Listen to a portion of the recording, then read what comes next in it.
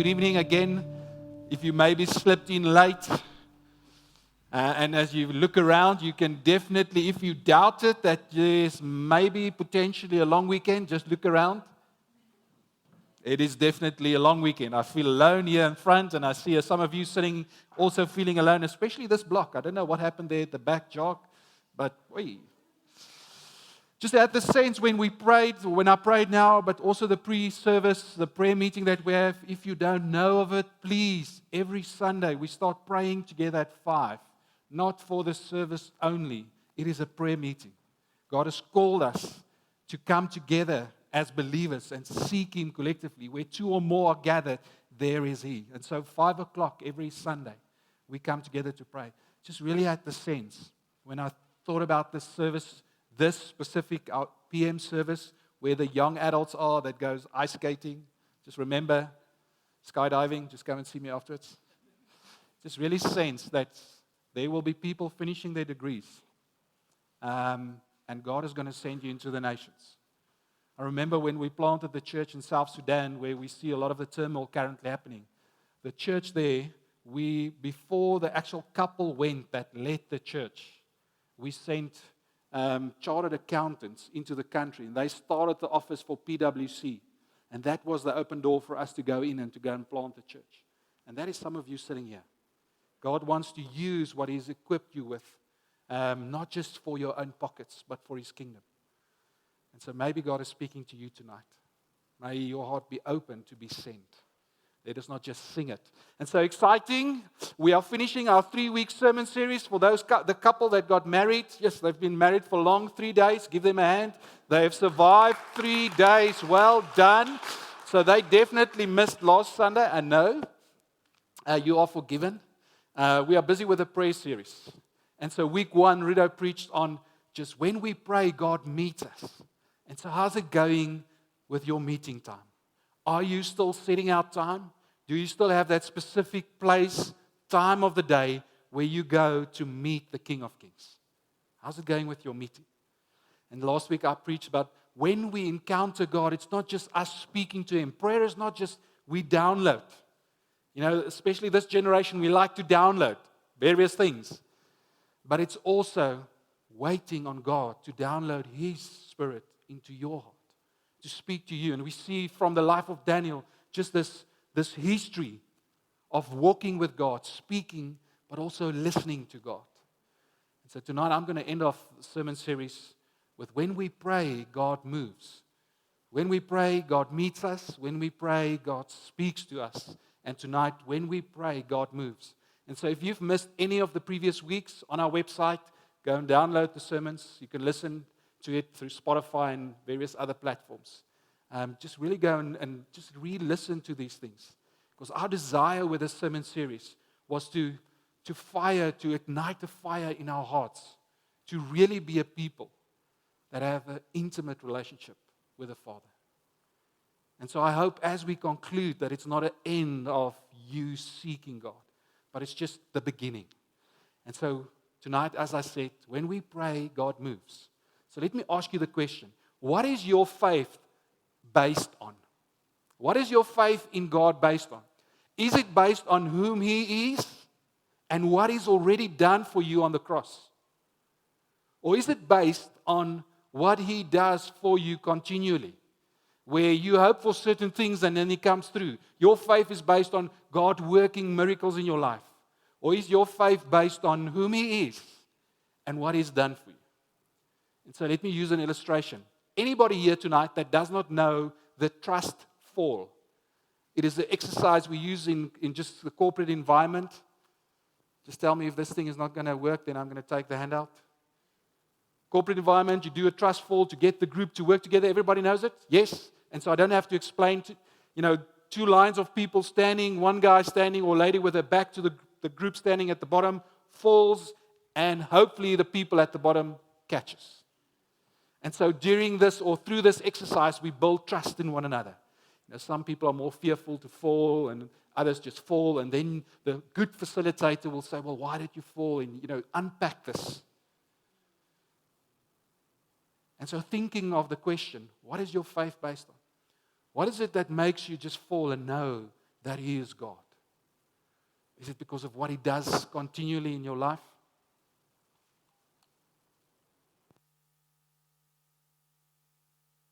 Or is it, hello, or is it based on whom He is and what He's done for you? And so you can open your Bibles with me as we read together from just Daniel 3 tonight, as we look at the life of three men, Shadrach, Meshach, and Abednego. And we're going to look at just their lives and this trial that they had to face together. And we see evidence of what their faith was based on through this story. And so you can open your Bibles with me, Daniel 3. We're going to read from verse 15. But allow me just to give you some context into the scripture before I just jump into it. If you go to verse 1, you will see King Nebuchadnezzar made an image of gold. And so what happened before verse 15, this king makes an image of gold 9 feet high, and it gives the width of this image. And he places it on the plain of Doha. I think it's, if I pronounce it correctly, if I remember it correctly, Dura. He places this image on the plain of Dura. And so context here is, if you read chapter 2, this king just had a dream of a statue, golden head, and then various minerals formed the rest of the body. And so when Daniel gave him the meaning of this dream, he said, King Nebuchadnezzar, this golden head represents your kingdom. And the change from the head down means that there will be an end to your kingdom. This is God speaking to him. And guess what he does? He goes and he builds a golden statue, a golden image, proclaiming that there will be no end to his kingdom. And significantly, he places it on the plain of Dura, which, if you go, write this down, go and study Genesis 11 verse 3, you will see it is the exact spot where the people in Babylon tried to build the Tower of Babel.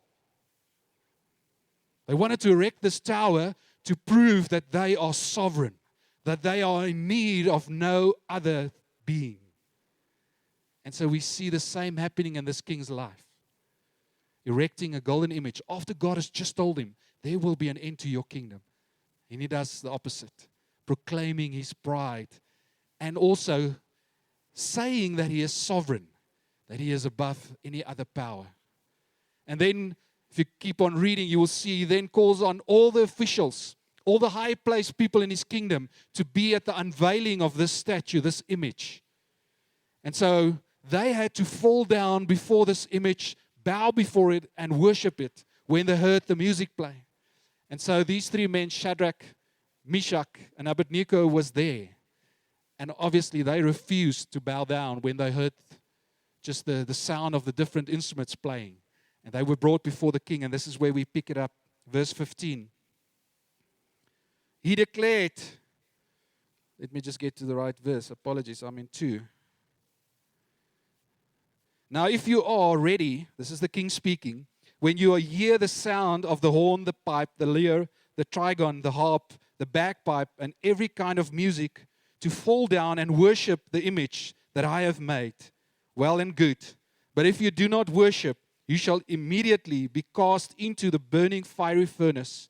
And who, listen to the arrogance again, and who is the God who will deliver you out of my hands? Wow. Wow. Same king that in chapter 2 proclaimed that there is no other God like Daniel's God, who is able to interpret his dreams. The same arrogant guy that now says, who is this God that can deliver you from my hands? Shadrach, Meshach, and Abednego answered and said to the king, O Nebuchadnezzar, we have no need to answer you in this matter. If this be so, our God, whom we serve, is able to deliver us from the burning fiery furnace. Let me pause there. Listen to their answer. Our God, whom we serve. Our God whom we serve. So they make it clear to him in that instance that you need to remember, we work for you. We do not serve you. You are not our master. You are our employer. Some of us need to learn just this lesson tonight. if you forget anything I've just said or will say, who's your master? Is it your employer or is it God? And so they make it clear from the word go that God is their master. Maybe it's something else. Who is your master? Verse 18. But if not, be it known to you, O king, that we will not serve your gods or worship the golden image that you have set up. Then Nebuchadnezzar was filled with fury, and the expression of his face was changed against Shadrach, Meshach, and Abednego. He ordered the furnace heated 7 times more than it was usually heated. Again, very significant. The number 7 in the Bible is very significant. It means complete, nothing lacking. And so he's heating this fire, the ultimate complete storm that he is busy building up, that these men will face. Can you see how pride is building up the ultimate storm that will bring him to his knees? Interesting to note. Verse 20. He ordered, the furnace to be heated. Verse 20. And he ordered some of the mighty men of his army to bind these 3 men and to cast them into the burning fiery furnace. Then these men were bound in their cloaks, their tunics, their hats, and other garments, and they were thrown into the burning fiery furnace, because the king's orders was urgent, and the furnace overheated. The flame of the fire killed those men who took these 3 men and threw them in the fire. That is how hot this fire was. The men that threw Shadrach, Meshach, and Abednego into the fire died when they got close to the fiery furnace. Verse 23. And these 3 men, Shadrach, Meshach, and Abednego, fell bound into the burning fiery furnace. Then the king, Nebuchadnezzar, was astonished and rose up in haste. He declared to his counselors, did we not cast 3 men bound into the fire? They answered and said to the king, true, O king. He answered and said, but I see 4 men unbound walking in the midst of the fire, and they are not hurt.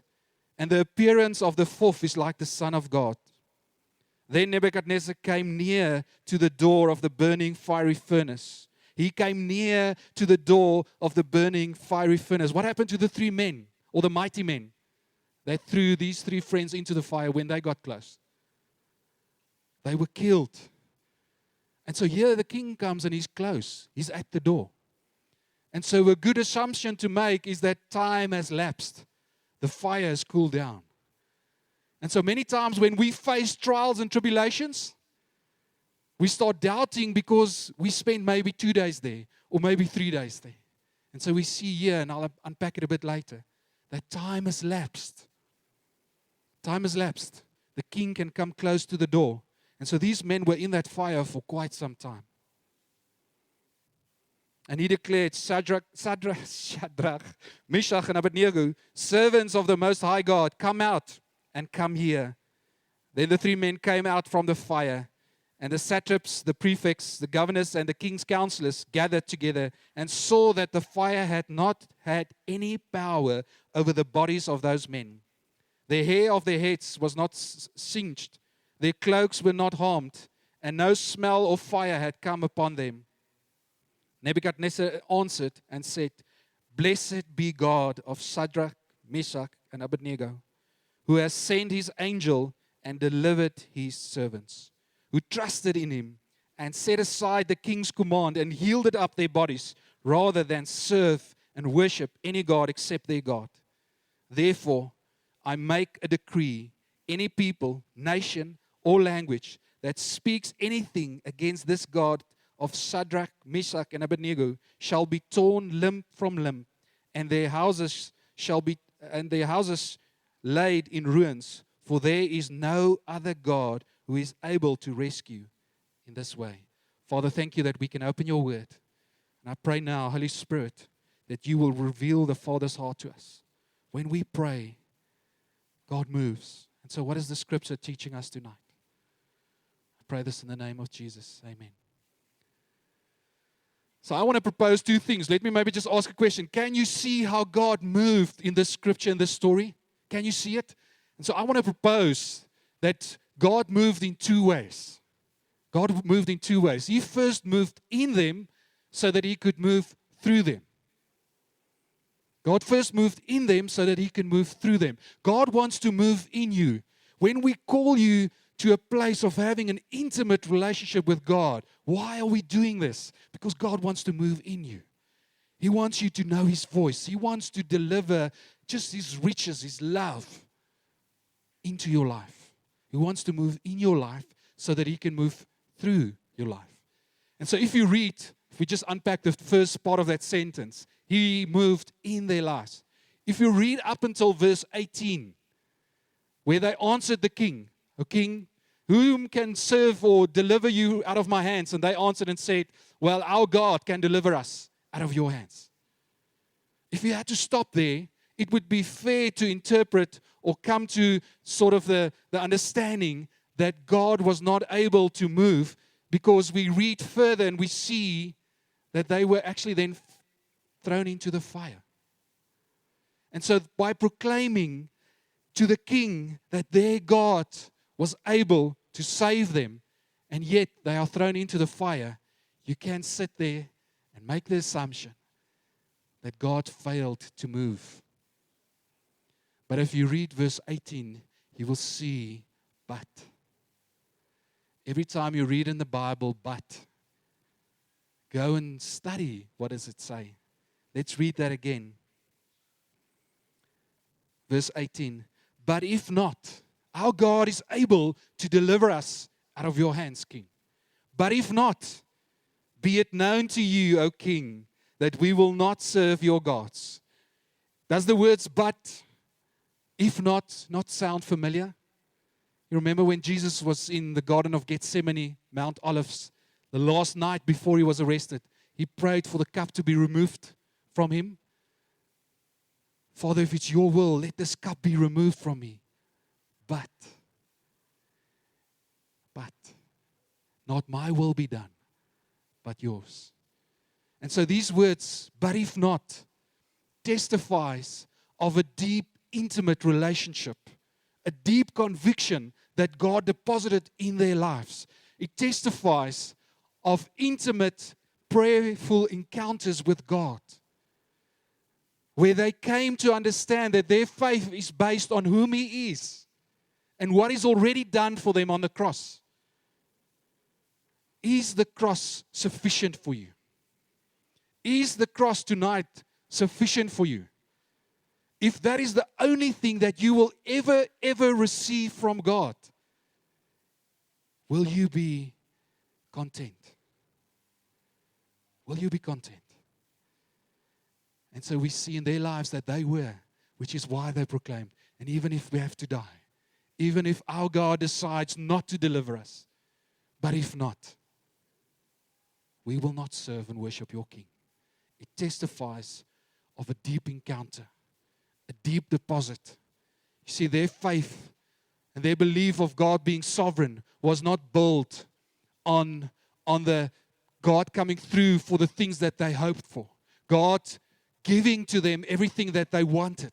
Their faith was based on whom He is, and that He is able to do what He says He will do in His word. And so let's go back to that trust fall quickly. Just get up the stage if I had to call you. Will you fall, Zak? Yandre, will you fall? Marco, will you fall? Will you? Without any evidence that the 8 ladies are able to catch you, will you fall, Marco? I see doubt. Be careful. Be careful, women are powerful. Igu, will you fall? Without any evidence. If I stand there. Without any evidence. How much more should we trust in a living God that created heavens and earth and believe that He is who He says He is and that He's able to do what He said He will do, even if we have no evidence. But yet we can fall and put our lives in the hands of mere men. My wife used to go around high schools in Pretoria and she spoke to girls at schools about trust. And so she used this exercise. In one high school, specific high school she went to, she spoke to the grade 11s, grade 12s, the girls the morning. They thought they will be funny. And so when she fell backwards, they let her fall. And she cracked a vertebra in the lower back and in her neck. Later on in her life, she had to undergo operations. It was the end of her netball career. She was a really good netball player. Why do I share that? Because men will fail us at some stage in our lives, even with evidence of them being faithful, but not our living God. And so God had to move in them before He could move through them. Did God move? He definitely moved in their lives. But we also see how He moved through their lives. If you were to answer the question, did God move? From verses 19 to 27, there's a lot of evidence. Verse 25, they are bound up, they are thrown in the fiery furnace. 3 men, but when the king looks, there's 4 men walking unbound, 3 of them unbound. There's evidence that God moved, yes? When they are taken out of the fire, we see that there's even no smell, no evidence that they were ever in the fire. Enough evidence that God moved. But here's the thing.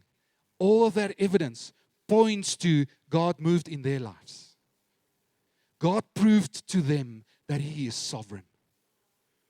That which happened there was God still moving in their lives, proving to them that He is a sovereign God. That He is a sovereign God. It is only in verse 29 that we see how God then moves through them. Therefore, I make a decree, any people, nation, or language, this is the king speaking, that speaks anything against the God of Shadrach, Meshach, and Abednego shall be torn limb from limb, and their houses laid in ruins. God had to move in their lives so that people could see His kingdom through their lives. And so when He calls you to set out time, when He calls you to meet with Him daily, when He calls you to a place where you just be quiet and listen, He wants to move in your life. He wants to move in your life. Why? Because these 3 men knew something that we as believers sometimes don't want to know or don't want to believe. They knew that facing fiery furnace situations is not optional. As believers, we will face it. Let me read that to you. James 1 verses 2 to 4, it says the following. Count it all joy, my brothers and sisters. Yes, when you meet trials of various kinds, count it joy. Don't sit and look depressed about it. Don't question God about it.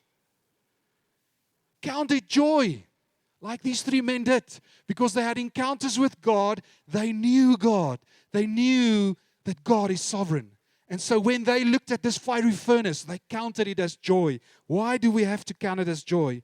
For you know that testing of your faith produces steadfastness. And let steadfastness have its full effect, that you may be perfect and complete, lacking nothing. Some of you tonight are sitting here and you find yourself in a fiery furnace situation. Some of you have just gone through it. And some of you will go through it tomorrow. We are not exempt. But we need to count it as joy. We need to count it as joy because God uses these moments to build faith in our lives, to move in our lives. See, God is sovereign, meaning that He is able to do anything. There is no power above Him that He should submit under it. And so what happened to these 3 men was God's sovereignness that allowed it to happen. But here's the thing. God was with them. And so if you sit in this place tonight, or maybe you've just gone through it, where you found yourself just in a challenging time, I want to leave you with 2 things that we learn from their story. 2 things. You will never face these fiery furnace experiences alone. God is with you. Second thing is when you face these times of challenges, You have to walk through it. You have to walk through it. God is with you, and He wants you to walk through it. Freely, unbound, walk. Keep on walking in faith. Keep on walking with Him, and just walk through it. And so what do I mean by when you face it, you are not alone? Let's read again. Daniel 3 verses 24. Then the king Nebuchadnezzar was astonished and rose up in haste. He declared to his counselors, "Did we not cast 3 men bound into the fire?" And they answered and said to the king, "True, O king." And he answered and said, "But I see 4 men. I see 4 men, unbound, walking freely." God is sovereign. He can do whatever He wants to do. There's no need for Him to submit under any authority or power, because there aren't any authority and power higher than Him. And so He allowed it in their lives. And so if you find yourself tonight in that place, He has allowed it. But here's the promise. There was 4 men. He is with you. And He wants to walk with you through it. You do not have to face this alone. You do not have to face this alone. But just keep on walking. Second thing, the fiery furnace situation should never influence your ability to keep on walking. Verse 24 again, I'm just going to read the highlighted parts there. Did we not cast 3 men bound into the fire? But I see 4 men unbound. I see 4 men unbound. They were bound when they were in the fire. But when the king looked, they were unbound. You see, our inability to see these situations for what they are, it is trials of various kinds. We will meet them. Our inability to see these situations for what they are, it is moments where God wants to build into your life, where He wants to move in your life, so that when you are done, when you have gone through it, and even when you are in it, that He can move through your life. Our inability to see that truth makes us believe that when this happens, that God was caught off guard. And that He doesn't have the ability to help you. Maybe your fiery furnace situation tonight is health related. Maybe you facing cancer directly or indirectly. It is not caught God off guard. Maybe your fiery furnace tonight is maybe a relational thing. You find yourself in a relationship where you're busy doing things that you know you should not do. Or you have a relationship that is not the way it should be. And there's healing and restoration needed. It did not caught God off guard. Maybe yours is mental health related. Your inability to see these situations for what they are is causing you to doubt God. And here's the thing. We get stuck when we're at that place. Because of our doubt, we start believing that we cannot go through this. We cannot make it. And so you get stuck, you get paralyzed. You get depressed. Yes? And you even start losing faith. Because faith is not based on whom He is. And that He's already conquered everything. Faith is maybe based on Him proving Himself to you continually. Listen to what Psalm 23 verses 4 say. Are you in a fiery furnace situation tonight? Psalm 23 verse 4. Even though let's read that. Even though I walk through, not sit, not dwell, not stay, not being paralyzed, not doubting, not questioning, even though I walk through the valley of shadow and death. Who's leading us through the valley of shadow and death? Psalm 23 starts off by saying, "The Lord is my shepherd. I shall not want." It is Him that leads you through that valley. He is sovereign. He leads us through that valley. I will fear no evil, for you are with me. We do not have to face this alone. We will walk through it, and we do not have to face it alone. You are with me. Your rod and your staff, they comfort me.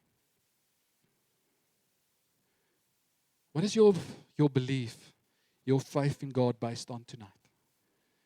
Is it based on the fact that He is whom He says He is, and that He has done everything that you need and given it already to you on the cross? And is that sufficient to you tonight? And so when you find yourself in that place, that fiery furnace, it is not because God has not moved. Maybe you're still stuck there. You feel that you pray, but God is not moving. The fact that you find yourself there is not because God is not moving. He is busy moving in your life. And He's got a desire to not only move in your life, but to move through your life. Just want you to close your eyes.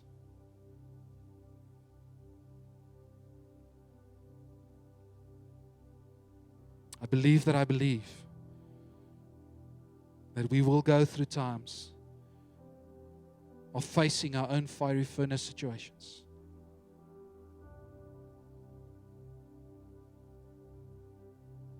Some of you are there tonight.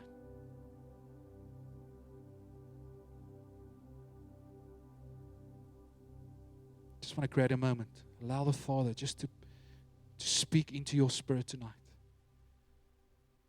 And just to confirm that He is there with you. Just forget about whatever it is that you're experiencing, whatever it is that you are feeling or sensing about the situation. Fear, anxiety, doubt, anger. Just let it go. I